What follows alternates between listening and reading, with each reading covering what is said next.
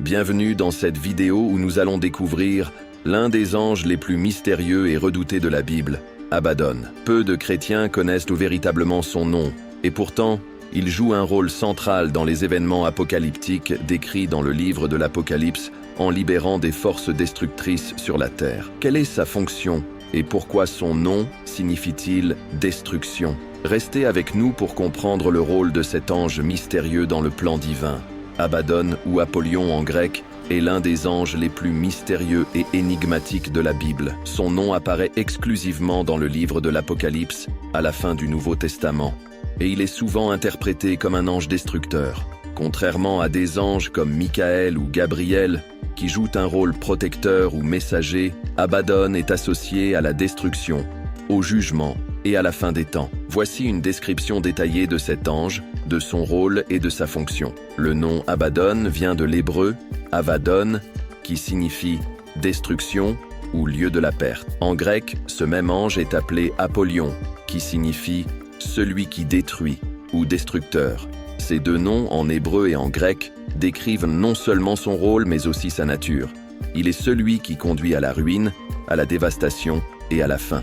Dans Apocalypse chapitre 9, verset 11, Abaddon est décrit comme l'ange de l'abîme ou l'ange du puits de l'abîme. L'abîme est souvent associé à un endroit profond et mystérieux dans la théologie chrétienne, souvent lié aux ténèbres, à la destruction ou au lieu où sont enfermées les forces démoniaques. Dans ce contexte, Abaddon semble régner sur cet endroit de jugement et de souffrance. Abaddon est présenté comme le roi des sauterelles qui sortent de l'abîme pendant les jugements de la fin des temps. Lors du 5e sceau, dans le livre de l'Apocalypse, il est dit que l'abîme sera ouvert et des créatures démoniaques, en forme de sauterelles, en sortiront pour tourmenter les hommes pendant 5 mois. Voici ce que l'Apocalypse chapitre 9, versets 1 à 11, dit à propos de lui. Le 5e ange sonna de la trompette, et je vis une étoile qui était tombée du ciel sur la terre, et il lui fut donné la clé du puits de l'abîme. Elle ouvrit le puits de l'abîme, et il monta de ce puits de la fumée comme la fumée d'une grande fournaise, et le soleil et l'air furent obscurcis par la fumée du puits, et des sauterelles sortirent de la fumée sur la terre, et il leur fut donné un pouvoir comme celui des scorpions de la terre. Il leur fut dit de ne pas faire de mal à l'herbe de la terre,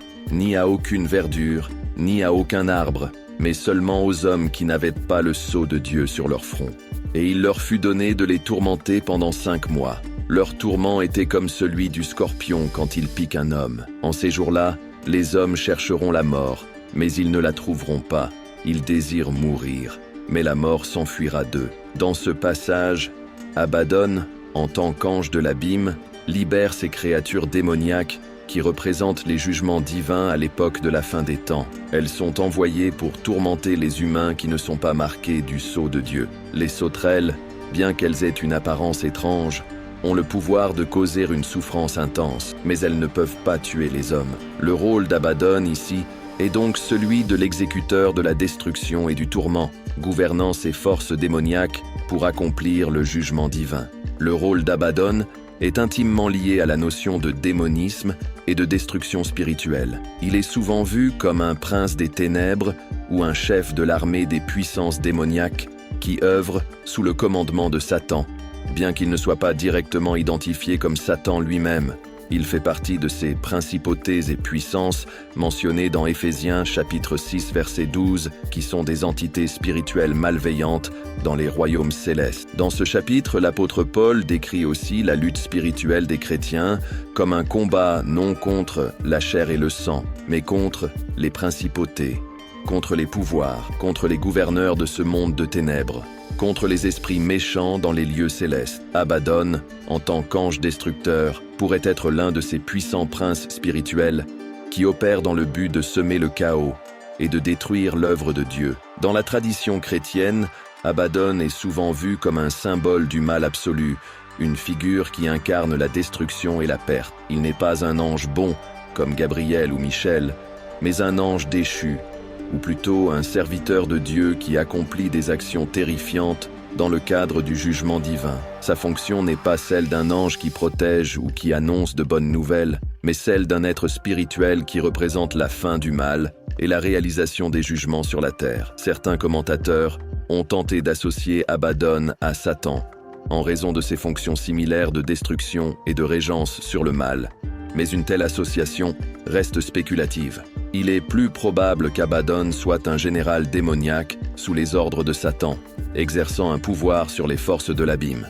L'ange Abaddon joue un rôle crucial dans le cadre des tribulations, une période de jugement divin qui précède la fin du monde et le retour de Jésus-Christ, tel que décrit dans l'Apocalypse. La libération des sauterelles, qui symbolise des esprits maléfiques, est l'une des étapes du jugement apocalyptique. Abaddon représente ainsi le côté destructeur du jugement divin.